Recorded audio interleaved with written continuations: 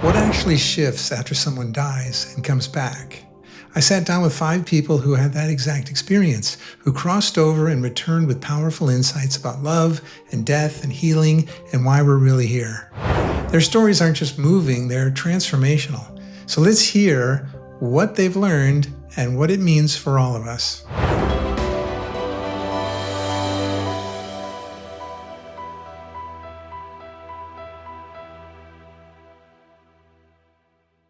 How did your NDE reshape your perception of love, especially in your relationships with your wife, children, and your career, given the challenging relationship you mentioned with your dad when you were young? Well, it really did reshape my whole perception of love.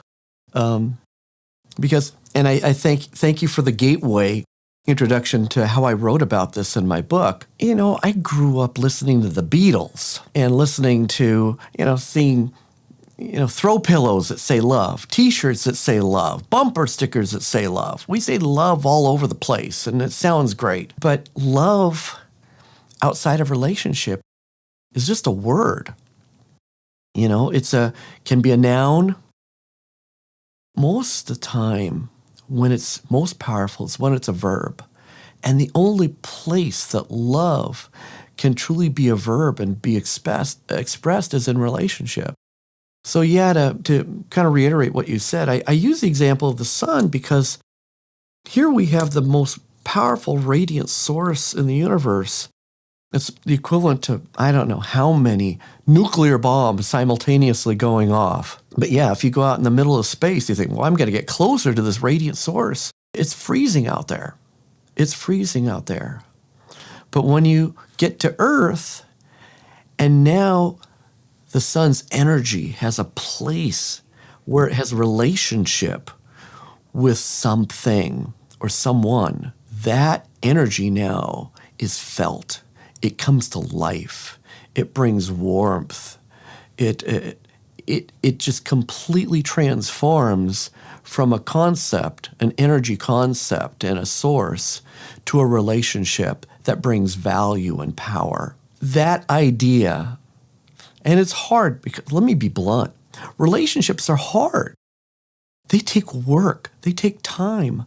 We're not surrounded by perfect people, and God forbid I look in the mirror and I don't see one there either. But in those relationships is where we have the opportunity to express love, to live love.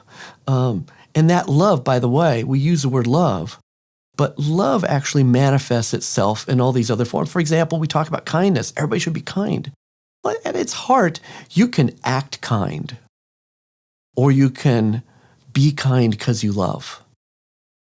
You can act gentle, but you can be gentle because you love. You can act empathetic, but you can be empathetic because you love.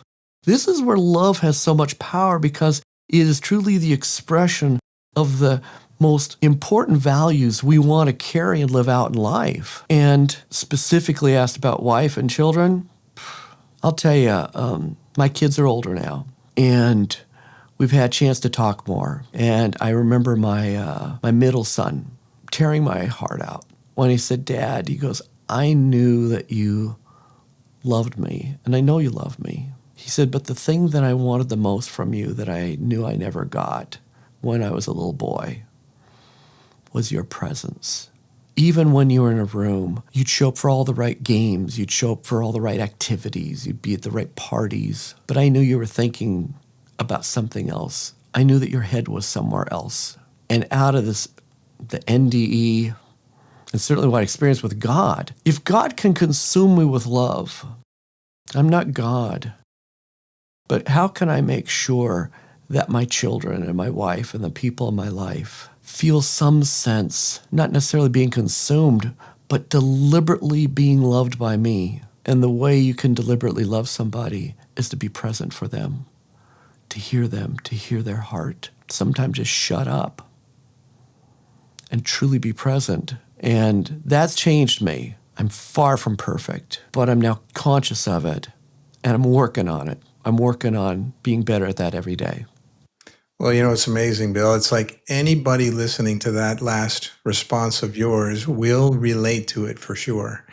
You do the best you can. You learn from that. You just can't go back and do it again necessarily, but you can give back.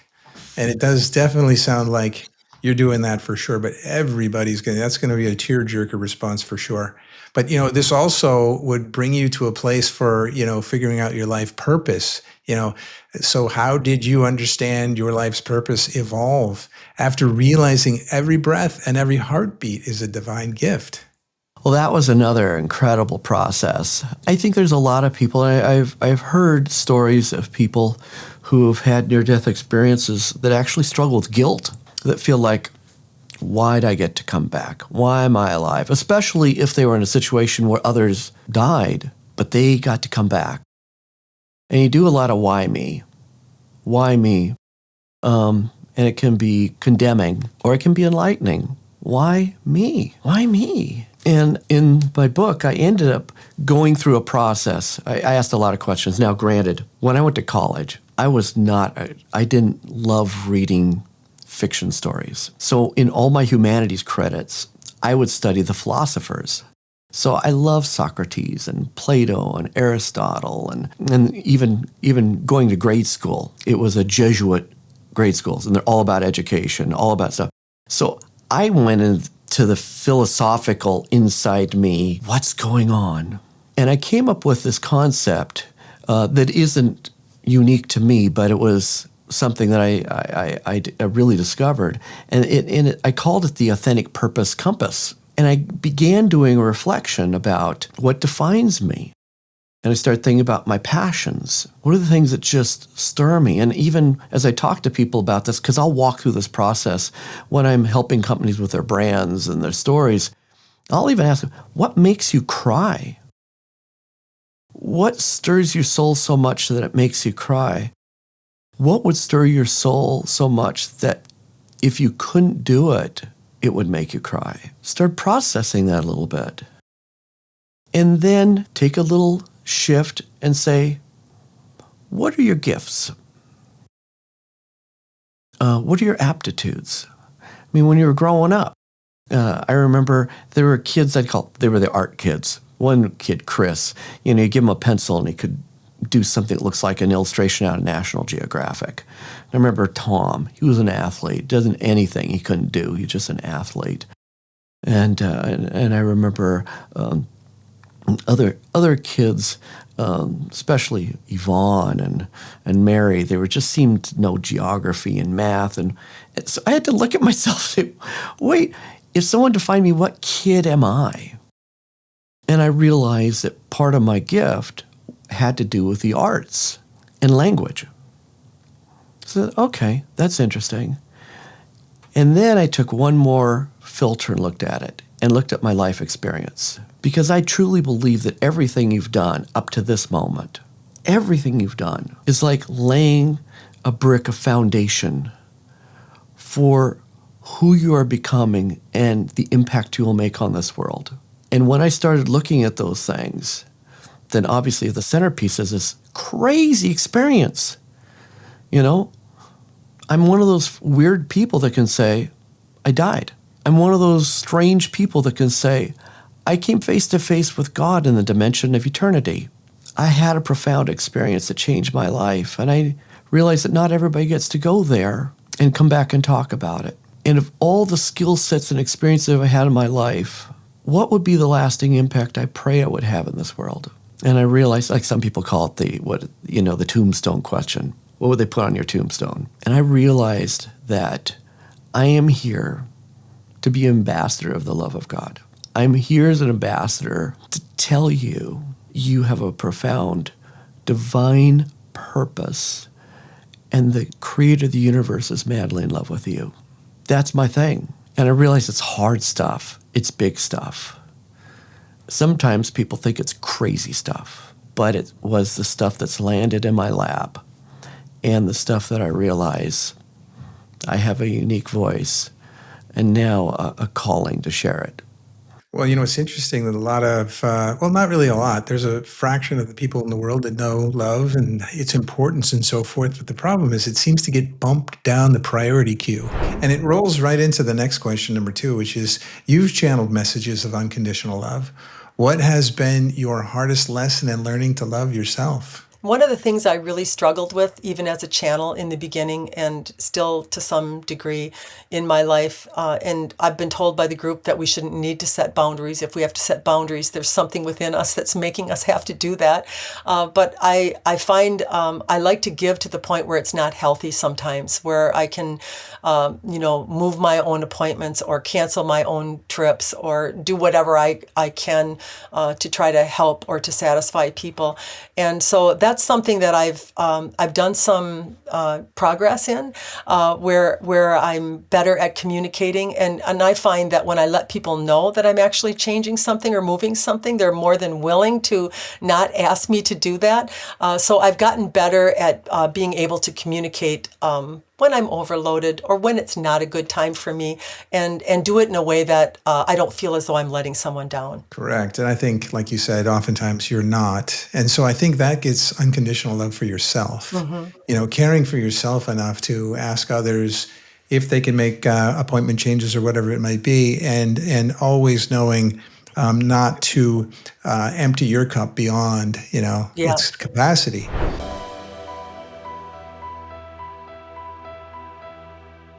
Well, interesting because it brings us to number four, which is what is death to you? And by the way, in your world, there are folks that are, maybe 93 and they're at the end and they're afraid of what's going to happen. And maybe you can help those folks in that transition. Has that happened? Yeah, it happens a lot. I'm jealous. I'm serious. People don't get that.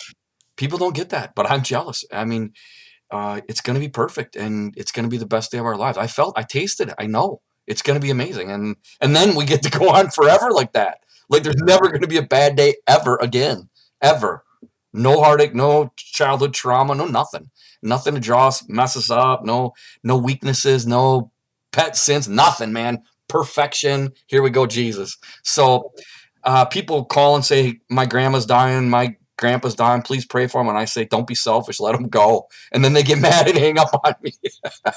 Well, I think I know exactly what you're talking about. They would probably need to ease into that conversation. Yeah, I know. My delivery is a little rough sometimes, but it is what it is. Right. And if you got that kind of figured out, like I'm not afraid of death anymore, and you come back to this question, which is, you were given the message, don't be afraid of death. And you may have accomplished that. But what, if anything, are you still afraid of in life?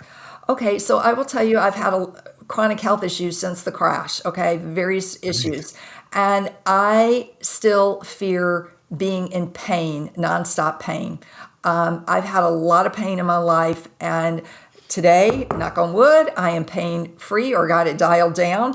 And I really do fear a life where I would be or lose my mobility or functionability of brain or body.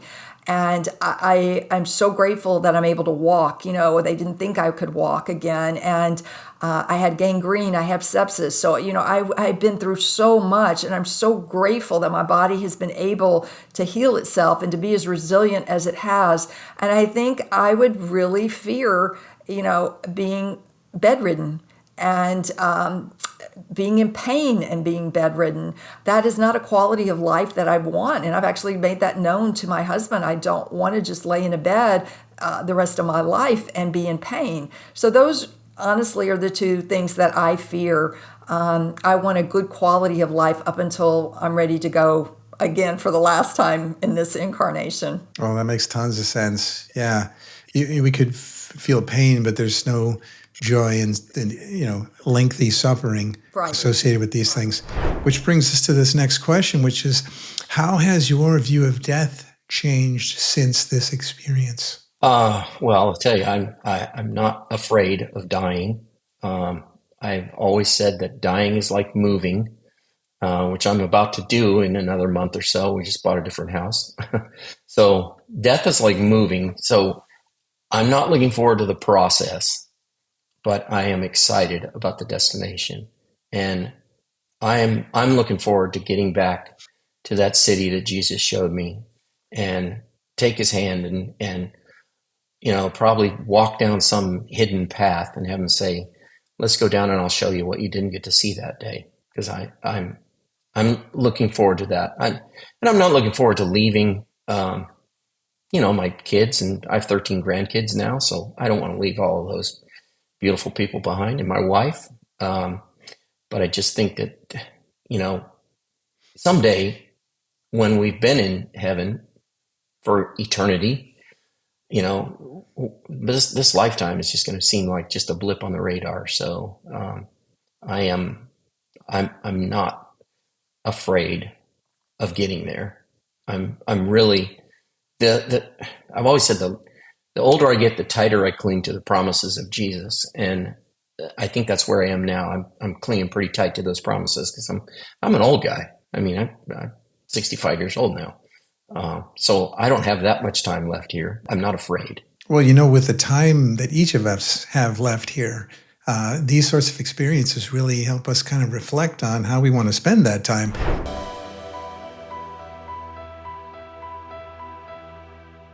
Now, what I would ask you next is, let's focus back when you were on the other side, because you made a comment, as you see in number 5 here, is that you said you instinctively knew the number of blades of grass under your feet because it was so vivid. It was like 4K or 8K resolution like you see on some monitors these days. And what do you think that heightened awareness reveal about your soul's true nature? Did it feel like when you were on the other side that everything is one? I am everything, everything is me. And so, of course, I know how many blades of grass there are because that is me. Was there something like that or something else? Interesting interpretation, because I've heard other NDEs that say we're all energy, we're all this, we're all that. I still felt like an individual person, like Jesus was answering my prayer as a kid from 40 years earlier. And that prayer I used to ask him every night. It wasn't just once, as a kid. But I think that, our senses are going to be heightened like that because that's the way we were created. I think that the sin nature that we have just keeps everything kind of tamped down and we're not seeing everything completely the way we're supposed to. We're looking through these glazed over lenses in our eyes. Not that mine healed fine. But we're not seeing things through the eyes of, what would you call it? When we get our resurrected bodies, we're going to be the perfect you, the perfect me. But I think we're going to definitely keep our individuality because, the Bible makes reference to that all the time.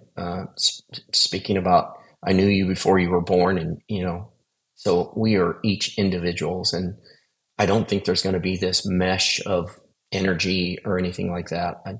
But I do think that we're going to witness heaven when God comes down here to live with us, in a whole different way. We're going to see everything completely different.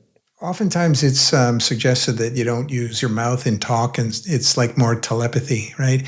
And so I wonder if the way you can characterize this is we have our unique consciousness that is our own, but there's the collective consciousness, that represents really everything. And if our unique consciousness is connected into the collective, we can feel maybe anything and everything, even outside of our unique personal consciousness. And so you can have kind of the best of both worlds. You've got your own space, but you're hyper connected to everything else. Yeah, certainly could be. I mean, when I came back, I thought I was communicating with the doctor when he said, "Do you know your name?" I said, "Mike," but I didn't open my mouth. So maybe that was as a result of what happened in heaven. Maybe that's the way we're gonna speak or communicate. I think we'll definitely still be able to talk because, that's the way we were created. But, we were created in the image of God. So does God have a mouth that he needs to open? Or, maybe it's with our subconscious minds. I don't know. I would think that there would be more communication. Yeah, this is kind of like when you would pray. I think you could either say it out loud or you could just say it internally. So that sounds amazing. Now, number 3. Do you believe in soul agreements? Was the NDE and the rest of your life pre-planned? Okay, so this is my take on it, okay? I believe in soul agreements. I believe that we agree before we come in that we're signing up for certain lessons to learn. So we have soul agreements, and then we're on a soul path, our life, and the path can change, and the agreement can change based on something that happened. So if I could have had my voice and the courage to say, I don't want to go to the academy, I would like to go to Mississippi State University, or somewhere like that, that would have changed the whole thing. But instead, I put myself in a place where my soul was like, this is not where you belong. So the only way, because I couldn't quit and because I hadn't failed out or gotten kicked out somehow, I was just going on living each day in fear. Then the universe intervened. And this is what is really cool is right after I wrote the book, I was sitting writing one day and I smelled cigar smoke. And I was like, nobody in my house smokes cigars. And then I heard Nicole, and I'm looking around going, who is that? And he said, this is your grandfather on your dad's side. This is James. And he said, I have to tell you, I'm your angel. And I'm like, what? He said, yes. He said, I could see what pain you were in and the abuse you were going through and how you were stuck. You could not get yourself out of it. So I helped orchestrate this, and I'm the one that got you from the car crash and took you over to the other side. And he said, I will stay with you until, and you have a mission. He said, I'm going to be one of your angels that is going to surround you the rest of your life until you depart this planet for good. And he's still with me, and he still comes in and talks to me. And he said, I was there during the surgery where you had code blue and they lost you on the operating room table and went and they called a time of death. It was like, tell the parents that she's gone. The surgical nurse did that. And then 2 minutes later, my heart starts up again. Brad, how do you explain this? It's not me. I can't will myself to come back in my body on that first time or to get my heart starting again, or any of these other extraordinary measures that happen. They're miracles, certainly, but they're mystical and they're unexplainable. And it's a force greater than myself and around here that's intervening, a divine intervention. And it's powerful. It is extremely powerful. So that I don't think the NDE was pre-planned, but something had to get me out of the academy, and it had to be at such a level that I could not go back, and that would save face with my father. Well, that was a pretty severe move, the car crash, but it was very, very impactful, and it certainly accomplished the mission. Yeah. This is a question that I put together as I watched content that you had shared earlier. And I just love this question. I think we talked about this a little bit, but it feels like the veil is thinning. Now, when people say that, I never really thought of it this way until I listened to you. Is the veil really thinning, or are we raising our frequency, which allows us to hold more of who we truly are? Yes, both actually. Our frequencies are rising in surrender and in the acceptance of ourselves. So that's starting to happen. Some of the solar flares that have been coming to the earth are actually creating a higher light frequency. So there's more vibration hitting the planet, and that vibration affects the energy centers. So it creates a spin or more frequency in the human vessel itself. So there's a number of things that are actually at play that is starting to happen. Part of life, just living, people just desiring things, those feelings and thoughts, whether they're positive or negative, are hitting that higher frequency vibration of the universe, if you would call it that, or your God source. And that elevation of just the energy from people living creates more light in the universe. And so that emanation of light is now more penetrable or more reachable to us just because of what we have done by living, by expansion, by emitting emotions. Nice. So so it is a combination there. Mm-hmm. That's interesting to know.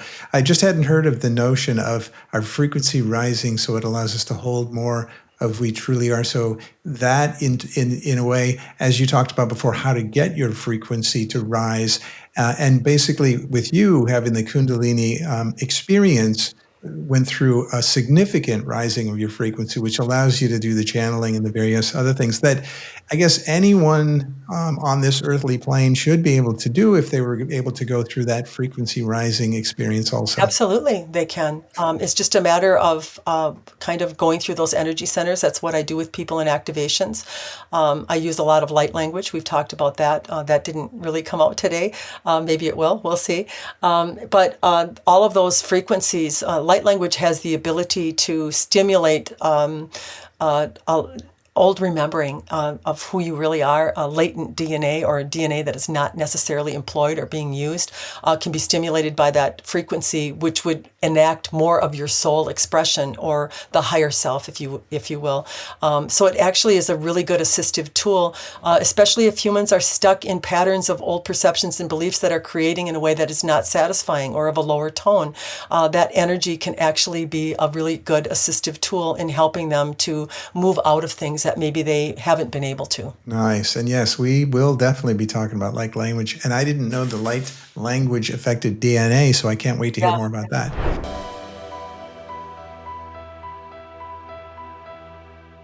And you know what's interesting is if you had that up on the wall and your intention every day was to follow that, then the question would be, how do you listen differently now to these heart's whispers, to these intuitive nudges in everyday life, so that you're following that directive that you have on the wall to love? How do folks really tune into their intuition and trust it? Well, it goes back to that language thing. You lean into it. You're deliberate about it. Wisdom doesn't just plop in your lap. Gold doesn't just sit in nuggets on every road you walk. You have to dig for it. You have to search for it. Some of the most precious things in the world are hidden, but I believe they're hidden within arm's reach. And when we are deliberate about recognizing that there is a powerful opportunity for us to make a profound impact in the world, you lean into it. There's almost a sense of, it's partly because of the death and the pacemaker and recognizing that when I wake up in the morning, wow, I got another day. There's a certain sense of excitement and anticipation to know that today, this next chapter is going to be filled with adventure, hardship, thrills, chills. I mean, it's going to be everything that you'd see in a motion picture that someone would try to sell you to go see. And you realize that the greatest, craziest, most fascinating motion picture is sitting right in front of you, and it's the story of your own life. So leaning into that, listening to it, is something that brings me a great sense of joy and anticipation. That's how I listen differently. Yeah, because, listening is key, and some listen more than others, but some have more abilities to connect than others. Well, here's a nice, beautiful question for you as the final question of Heart's First Whisper, which is, when you're not channeling, teaching, or guiding, what simple moment brings you back to yourself? Oh, my grandkids. Got one little one that's 3 that every time I see him, he said, "Get over here for the good stuff, Grandma." And that is my happy place. And it's very easy for me at this place or time in my life to be joyful because I am able to really revel in that time with them and in that love space and in that innocence. And so that's what really brings me to my happy place. That's great. I have grandkids too, and I couldn't agree more. And you compared, I think I've seen you in other videos talking about how you loved your kids. Yeah, I'm like, get out of here and get your grandkids over here. I raised you. Bring the grandkids. Exactly. Okay, here we go. Now, the first question is, hey, when Jesus held out his hand and said, "I want to answer your prayer," what emotion rose to the surface first for you? Was it awe, fear, something else entirely? I would think the first emotion was fear, because I had never had anything like that happen to me. I'm a believer in Jesus. I believed he was real, and I'd heard of NDEs before. I mean, back then it wasn't like you can go on YouTube and look for NDEs. I mean, NDEs have the entire community built around them now. And most of them that I'd heard of, I thought, sounds a little weird to me. Like, I don't know, I'm not a real believer in NDEs.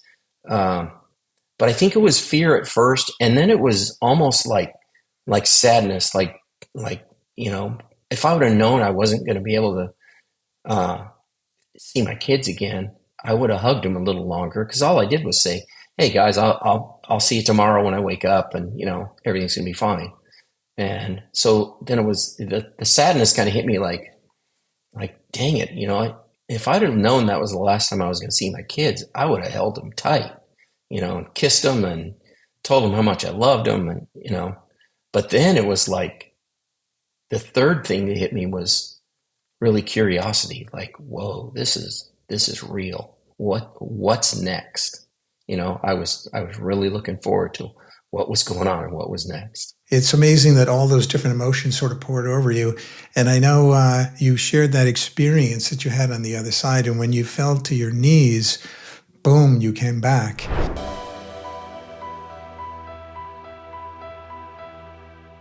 Here's a good one. How has experiencing divine love shifted your view on suffering and tragedy in the world? Well, probably the biggest thing is my perception of God, because we try to put human skin on God. Now, granted, depending upon your faith, and as I grew up, Jesus was the physical embodiment, the expression of God. In how I grew up, and most people describe Jesus as he's written pretty darn perfect. Then let's say, well, let's look at other people. How are they? Not so perfect at all. But it's interesting, even though we have this expression of Jesus that is the expression of God to millions, billions of people in this world, what we do is we put other human characteristics on God.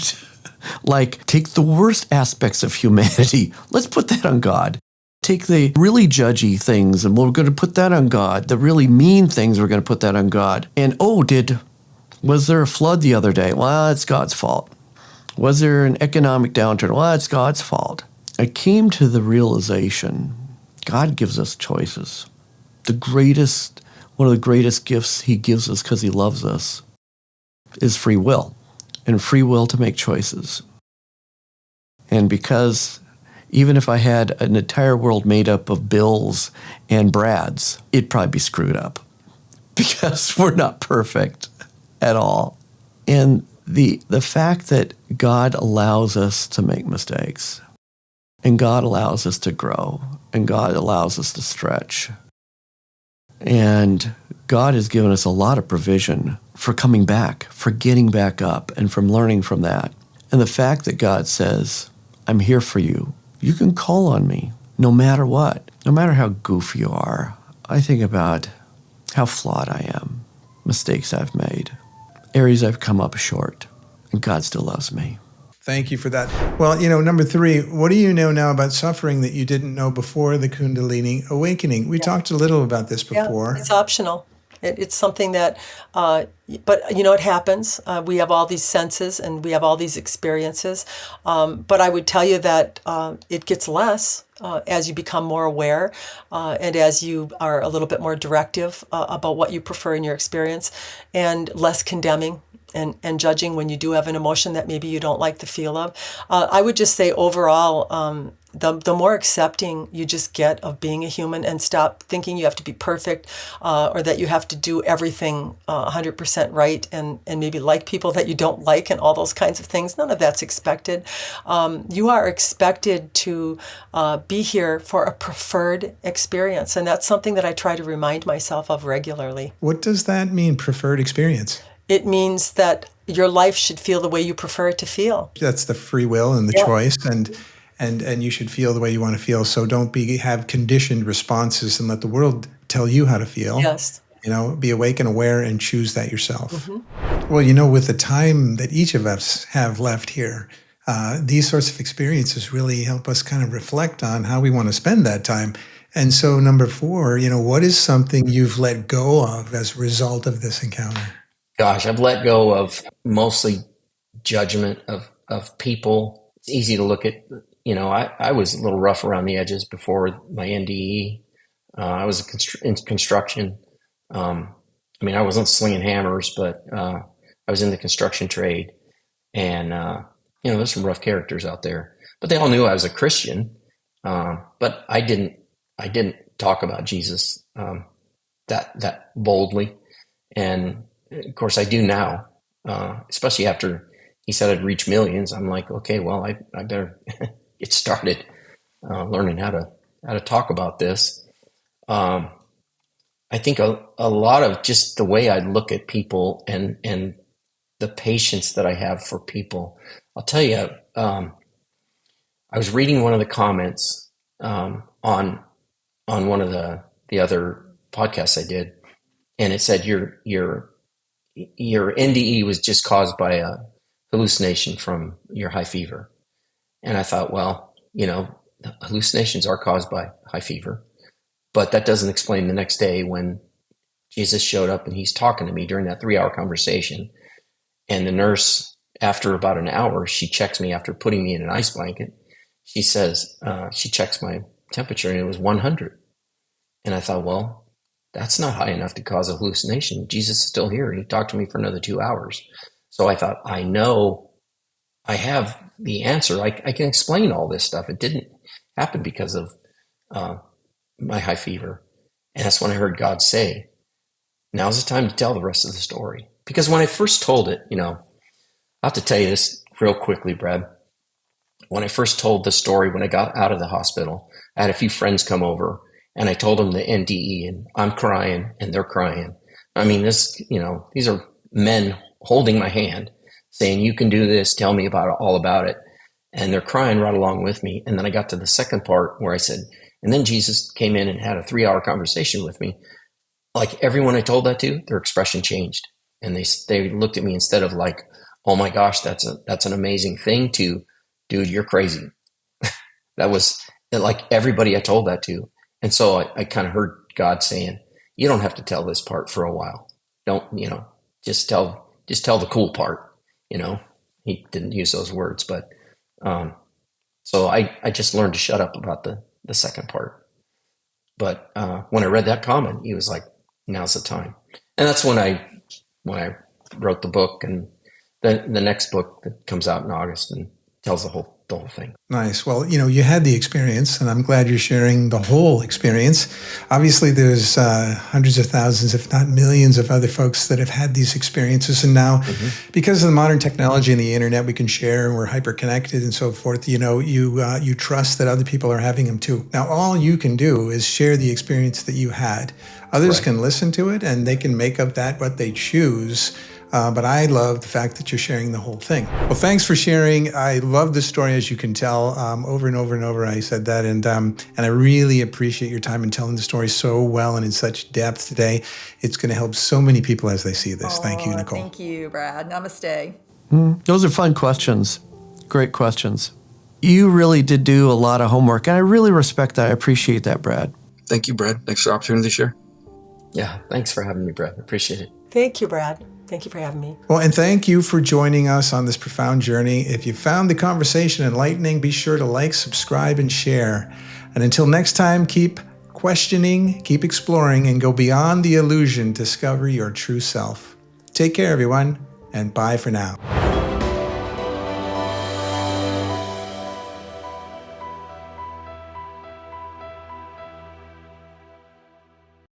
Da, da, da, da, da, da, da, da.